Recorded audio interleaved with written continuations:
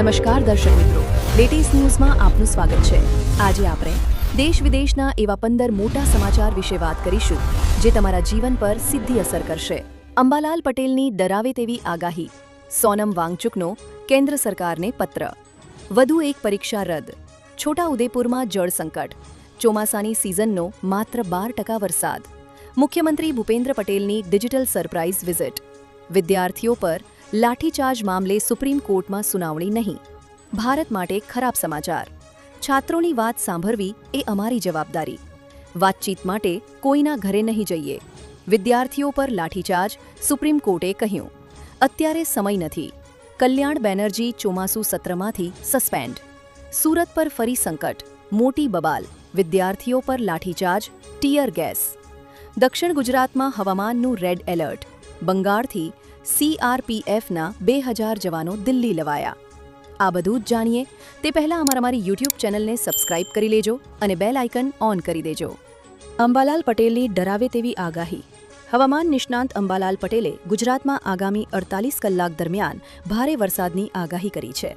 તેમના અનુમાન મુજબ દક્ષિણ ગુજરાતમાં ભારે વરસાદને કારણે પૂરની સ્થિતિ સર્જાઈ શકે છે। અમદાવાદ અને ગાંધીનગર સહિતના વિસ્તારોમાં પણ વરસાદની શક્યતા વ્યક્ત કરવામાં આવી છે। અત્યાર સુધી ઓછો વરસાદ નોંધાયેલા ઉત્તર ગુજરાતમાં પણ હવે અતિભારે વરસાદ પડવાની સંભાવના છે। સોનમ વાંગચુકનો કેન્દ્ર સરકારને પત્ર, સોનમ વાંગચુકે મંત્રી જીતેન્દ્રસિંહ અને JP નડ્ડાને પત્ર લખીને વિદ્યાર્થી આંદોલન અંગે તાત્કાલિક સંવેદનશીલ નિર્ણય લેવા અપીલ કરી છે। તેમણે વિદ્યાર્થીઓની માંગણીઓ પર સંસદમાં ચર્ચા કરવા, આપઘાત કરનાર વિદ્યાર્થીઓના પરિવારોને વળતર આપવા અને શાંતિપૂર્ણ પ્રદર્શન કરતા વિદ્યાર્થીઓ સામે કોઈ કાર્યવાહી ન કરવાની માંગ કરી છે। વાંગચુકે કહ્યું કે સરકાર વિશ્વાસને લેખિત રૂપે વ્યક્ત કરશે તો ઉપવાસ સમાપ્ત કરશે। વધુ એક પરીક્ષા રદ, Jharkhand public service commission JPSC એ ઝારખંડ સિવિલ સર્વિસીસ મુખ્ય પરીક્ષા મુલતવી રાખી છે। પરીક્ષાના આયોજનમાં અનિયમિતતા અને સરકારી નિર્દેશોને કારણો તરીકે દર્શાવવામાં આવ્યા છે। નવી તારીખ ટૂંક સમયમાં જાહેર કરવામાં આવશે। મુખ્ય પરીક્ષા 25, 26 અને 27 જુલાઈના રોજ રાંચી જિલ્લાના વિવિધ પરીક્ષા કેન્દ્રો પર 2 શિફ્ટમાં યોજાવાની હતી। છોટાઉદેપુરમાં જળ સંકટ, ચોમાસાની સિઝનનો માત્ર 12% વરસાદ, છોટાઉદેપુર જિલ્લામાં ચોમાસાની શરૂઆત છતાં માત્ર 12% વરસાદ નોંધાતા ખેડૂતોની ચિંતા વધી છે। વરસાદના અભાવે અનેક ખેડૂતોએ 3 વખત વાવેતર કર્યા છતાં પાક સુકાઈ રહ્યો છે। જીવાતના ઉપદ્રવ અને વીજળી સિંચાઈના અભાવે મુશ્કેલી વધી છે। બોડેલીમાંથી નર્મદાની મુખ્ય કેનાલ પસાર થવા છતાં માઇનોર કેનાલોમાં પાણી ન હોવાથી ખેડૂતોને સિંચાઈ મળતી નથી। મુખ્યમંત્રી ભૂપેન્દ્ર પટેલની ડિજિટલ સરપ્રાઇઝ વિઝિટ, મુખ્યમંત્રી ભૂપેન્દ્ર પટેલે મહેસાણા, કચ્છ અને ભાવનગરના જિલ્લા સ્વાગત ઓનલાઈન જન ફરિયાદ નિવારણ કાર્યક્રમમાં આગોતરી જાણ કર્યા વિના સરપ્રાઇઝ વિઝિટ કરી હતી। વીડિયો વોલ મારફતે જોડાઈને અરજદારોની રજૂઆતો સાંભળી હતી। મુખ્યમંત્રીએ કલેક્ટરોને સૂચના આપી કે જિલ્લા તાલુકા સ્વાગતમાં આવતી રજૂઆતોનો પેપર પર નહીં પરંતુ અરજદારને સંતોષ થાય તે રીતે નિવારણ કરવું। વિદ્યાર્થીઓ પર લાઠીચાર્જ મામલે સુપ્રીમ કોર્ટમાં સુનાવણી નહીં, સુપ્રીમ કોર્ટે કોકરોચ જનતા પાર્ટીના સમર્થકો પર થયેલા લાઠીચાર્જ વિરુદ્ધની જનહિત અરજી પર તાત્કાલિક સુનાવણી કરવાનો ઇનકાર કર્યો છે। બુધવારે CJI સૂર્યકાંતની આગેવાની હેઠળની બેન્ચે કહ્યું, અમને વિડીયો જોવામાં કોઈ રસ નથી અને સમય પણ નથી, તમારો અને અમારો સમય બગાડો નહીં। CJIએ કોકરોચ જેવા યુવાનો વિશેની વિવાદાસ્પદ ટિપ્પણી કરી હતી, જેના પછી આ પાર્ટીની શરૂઆત થઈ હતી। ભારત માટે ખરાબ સમાચાર, હોર્મુઝ પછી લાલ સાગરમાં પણ સંકટ ઘેરાયું છે। યમનના હુથી બળવાખોરોની ધમકી બાદ ભારત અને ચીન આવી રહેલા સાઉદી અરેબિયાના 2 ક્રૂડ ઓઇલ ટેન્કરોએ અચાનક યુ-ટર્ન લેવો પડ્યો છે।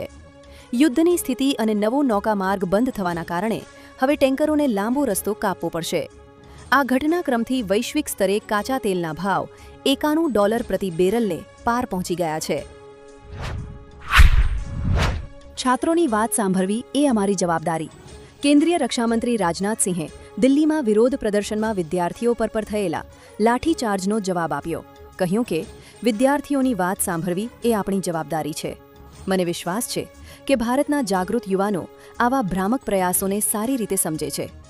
કેટલાક વિપક્ષી નેતાઓ જાણી જોઈને ઊભો કરેલો ગુસ્સો આપણા બાળકો અને યુવાનોને મૂંઝવણમાં મૂકવાનો અને ગેરમાર્ગે દોરવાનો નિષ્ફળ પ્રયાસ છે. વાતચીત માટે કોઈના ઘરે નહીં જઈએ. કોકરોચ જનતા પાર્ટી CJPના પ્રવક્તા સૌરવ દાસે સરકાર સાથેની વાતચીત અંગે સ્પષ્ટતા કરી છે. તેમણે જણાવ્યું કે CJP કોઈપણ નેતાના ઘરે કે ઓફિસે મીટિંગ કરવા નહીં જાય. નેતાઓએ કાં તો જંતર મંતર આવવું પડશે અથવા કોન્સ્ટિટ્યુશન ક્લબ જેવા કોઈ સામાન્ય સ્થળે વાતચીત યોજવી પડશે. આ પહેલાં સરકારે પોતે મધ્યસ્થતા અને વાટાઘાટો માટે તૈયારી દર્શાવી હોવાનું પણ તેમણે ઉમેર્યું હતું. વિદ્યાર્થીઓ પર લાઠીચાર્જ. સુપ્રીમ કોર્ટે કહ્યું અત્યારે સમય નથી. દિલ્હીના જંતર મંતર પર CJP પ્રોટેસ્ટ અને વિદ્યાર્થીઓ પર પોલીસ એક્શન સંબંધિત અરજી પર સુનાવણી કરવાનો સુપ્રીમ કોર્ટે ઇનકાર કર્યો છે. સુનાવણી દરમિયાન એક વકીલે વિરોધ પ્રદર્શન સાથે જોડાયેલા વિડીયો જોવાની વિનંતી કરી હતી. તેના પર CJI સૂર્યકાંતે સ્પષ્ટપણે જણાવ્યું કે તેમની પાસે અત્યારે આ માટે સમય નથી અને હાલ પૂરતી આ બાબતે સુનાવણી કરવાની મનાઈ ફરમાવી દીધી હતી. કલ્યાણ બેનર્જી ચોમાસુ સત્રમાંથી સસ્પેન્ડ. તૃણમૂલ કોંગ્રેસના સાંસદ કલ્યાણ બેનર્જીને લોકસભામાંથી બાકીના ચોમાસુ સત્ર માટે નિલંબિત કરવામાં આવ્યા છે. કાયદા મંત્રી અર્જુન રામ મેઘવાલે કલ્યાણ બેનર્જીને ચોમાસુ સત્ર માટે સસ્પેન્ડ કરવાનો પ્રસ્તાવ રજૂ કર્યો હતો, જેને ગૃહ દ્વારા પસાર કરવામાં આવ્યો છે. કલ્યાણ બેનર્જી પર સંસદની અંદર મહિલા સાંસદો સાથે ગેરવર્તણૂક અને અશોભનીય વ્યવહાર કરવાનો ગંભીર આરોપ મૂકવામાં આવ્યો છે. સુરત પર ફરી સંકટ. શાળાઓમાં રજા. સુરતમાં ભારે વરસાદથી તમામ ખાડીઓ ડેન્જર લેવલ નજીક પહોંચતા તંત્ર એક્શન મોડમાં આવ્યું છે. બેદવાડ અને કાંકરા ખાડી ઓવરફ્લો થતાં સંજયનગર સહિતના નીચાણવાળા વિસ્તારોમાંથી લોકોને સુરક્ષિત સ્થળે ખસેડવાની કામગીરી શરૂ કરાઈ છે. પરિસ્થિતિને પહોંચી વળવા NDRF અને ફાયર વિભાગને બોટ સાથે સ્ટેન્ડ બાય રખાયા છે, જ્યારે શાળાઓમાં રજા જાહેર કરવામાં આવી છે. અનેક જગ્યાએ જળબંબાકાર છે. મોટી બબાલ. વિદ્યાર્થીઓ પર લાઠીચાર્જ, ટીયર ગેસ. દિલ્હીમાં CJPના પ્રદર્શન પર પોલીસ કાર્યવાહીના વિરોધમાં પટનામાં AISA દ્વારા રાજભવન માર્ચ યોજવામાં આવ્યો હતો. આ દરમિયાન વિદ્યાર્થીઓ અને પોલીસ વચ્ચે હિંસક ઘર્ષણ સર્જાયું હતું. વિધાનસભાનો ઘેરાવ કરવા નીકળેલા વિદ્યાર્થીઓ પર પોલીસે લાઠીચાર્જ કર્યો હતો અને ટીયર ગેસના ગોળા છોડ્યા હતા. સામે પક્ષે વિદ્યાર્થીઓએ પણ પોલીસ પર ભારે પથ્થરમારો કર્યો હતો. દક્ષિણ ગુજરાતમાં હવામાનનું રેડ એલર્ટ. દક્ષિણ ગુજરાતમાં ભારે વરસાદને કારણે હવામાન વિભાગે રેડ એલર્ટ જાહેર કર્યું છે. સુરત, નવસારી, તાપી, વલસાડ અને ડાંગ જિલ્લામાં ભારે વરસાદની શક્યતા છે. આજે સુરતમાં સતત વરસાદથી જનજીવન પ્રભાવિત બન્યું છે અને અનેક વિસ્તારોમાં પાણી ભરાવાની સ્થિતિ સર્જાઈ છે. તાપી નદીમાં ઉપરવાસમાંથી પાણીની આવક વધતા કોઝવેની સપાટી 6.66 મીટર સુધી પહોંચી અને કોઝવે ઓવરફ્લો. ઉકાઈ ડેમની સપાટી 313.14 ફૂટ થઈ છે. લોકોને સાચવવા અપીલ.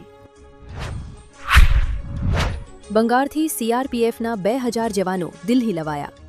કેન્દ્ર સરકારે દિલ્હીમાં કાયદો અને વ્યવસ્થા જાળવવા પશ્ચિમ બંગાળથી CRPFની 20 વધારાની કંપનીઓને તૈનાત કરવાનો આદેશ આપ્યો છે.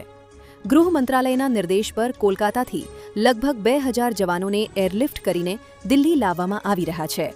સંસદના મોન્સૂન સત્ર અને ચાલી રહેલા વિરોધ પ્રદર્શનોને ધ્યાનમાં રાખીને સુરક્ષા વ્યવસ્થા વધુ મજબૂત કરવા માટે આ મહત્વપૂર્ણ નિર્ણય લેવામાં આવ્યો છે.